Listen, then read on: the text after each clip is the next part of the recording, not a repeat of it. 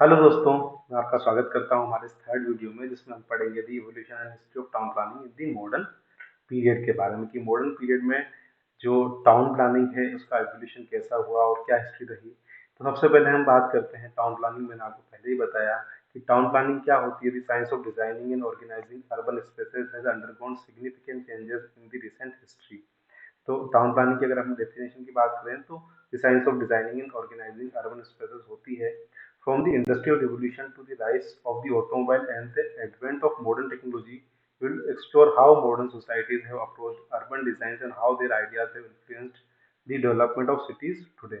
तो हम इस मॉडर्न चैप्टर में पढ़ने वाले हैं कैसे कैसे ऑटोमोबाइल का युग आया और उसके बाद अभी सस्टेनेबल डेवलपमेंट की तरफ हम आगे बढ़ रहे हैं। उस बारे में हम आज इस लेक्चर में पढ़ने वाले हैं।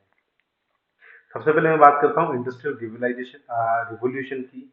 तो इंडस्ट्रियल रिवोल्यूशन जो है 18 और 19 सेंचुरी में आया। आपको सभी को पता होगा कि 18 एंड 19 सेंचुरी में मैक्सिमम जो आ, खोज अपन बोल सकते हैं, तो मैक्सिमम रिसर्च जो हुई वो 18 एंड 19 सेंचुरी में हुई। तब जो युग आया वो इंडस्ट्रियलाइजेशन का आया। लोगों ने जो जमीन से अवेलेबल रिसोर्सेज हैं उसे खोदना चालू किया और उससे नए नए प्रोडक्ट्स बनाना चालू किया। तो जो सिटीज हैं वो उसी के अकॉर्डिंग डिजाइन और डेवलप की जाने लगी इंडस्ट्रियलाइजेशन में।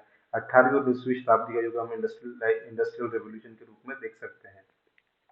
With the rise of industrialization, cities began to expand rapidly, leading to overcrowding and poor living conditions in the inner cities।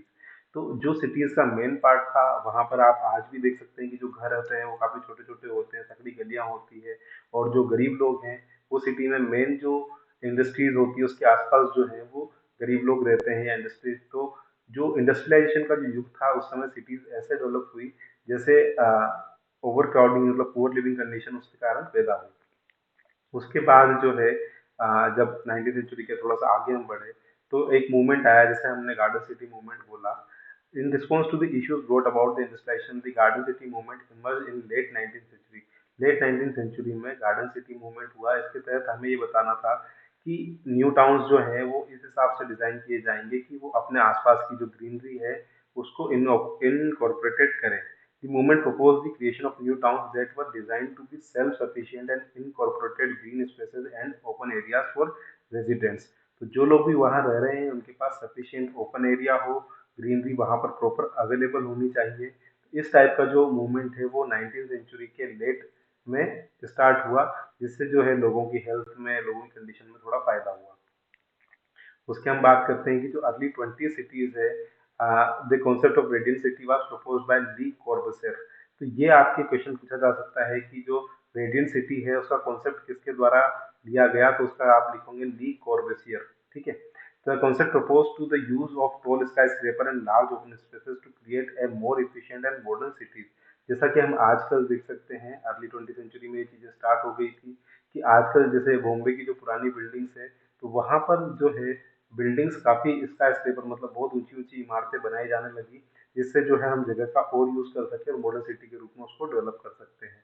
अब हम बात करते हैं मिड 20 सेंचुरी, जो कि एक तरह से ऑटोमोबाइल का युग जिसे कहा जा सकता है। जितनी भी कार हैं, मोटरसाइकिल हैं, ये मिड 20 सेंचुरी में ही इनका सबका डेवलपमेंट हुआ और अभी तक चालू स्टार्ट है। The rise of the automobile in the mid 20th century led to the development of suburban sprawl and the creation of sprawling car dependent cities। तो इस टाइप की जो सिटीज है जो कारों पे बहुत ज्यादा डिपेंडेंट थी या जहाँ पर लोगों का पेइंग कैपेसिटी ज्यादा थी, वहां पर जो है इस ऑटोमोबाइल एज में जो रोड, अच्छे रोड और इस टाइप की जनता का क्रिएशन हुआ कि जो लोग कार के ऊपर ज्यादा डिपेंड रहते हैं, उसके अकॉर्डिंग ऑटोमोबाइल एज में आपका मॉडर्न ऑटोमोबाइल एज में डिस्क्रिप्शन या अपन बोल सकते हैं कि जनरेशन हुआ। सस्टेनेबल सिटीज की अगर हम बात करें, in recent years there has been a renewed focus on sustainable and livable condition cities with an emphasis on the mixed use development, walkable neighborhoods and the incorporation of green spaces and public transportation। तो अभी जो recent years में आप देख सकते हैं pollution बहुत ज्यादा बढ़ गया है। इस कारण से हम जो है सस्टेनेबल एंड लिवेबल सिटीज की तरफ डेवलप होने लगे हैं। हमें जो वोकेबल नेबरहुड्स हैं, जो चीजें वॉकिंग डिस्टेंस पर अवेलेबल है, ग्रीन स्पेसेस अवेलेबल होने चाहिए और जो पब्लिक ट्रांसपोर्टेशन है उसका ज़्यादा से ज़्यादा यूज करना चाहिए सस्टेनेबल सिटीज के अंदर। तो अभी जो रिसेंट में डेवलपमेंट हो रहा है वो सस्टेनेबल सिटीज के रूप में हो रहा है। तो इस हिसाब से हमने देखा कि evolution and history of town planning in the modern period is a complex and dynamic subject. Obviously बात है, बहुत बड़ा टॉपिक है, इसके बारे में पूरी की पूरी एक बुक है। From the industrial revolution to the rise of the automobile, modern societies have approached urban design in unique and innovative ways. These ideas and concepts continue to the shape development of cities today and highlight the importance of understanding the historical context of urban design in order to create sustainable and liable communities for the future. तो आज हमने, आप देख सकते हैं, हमने चारों cities के बारे में पढ़ा।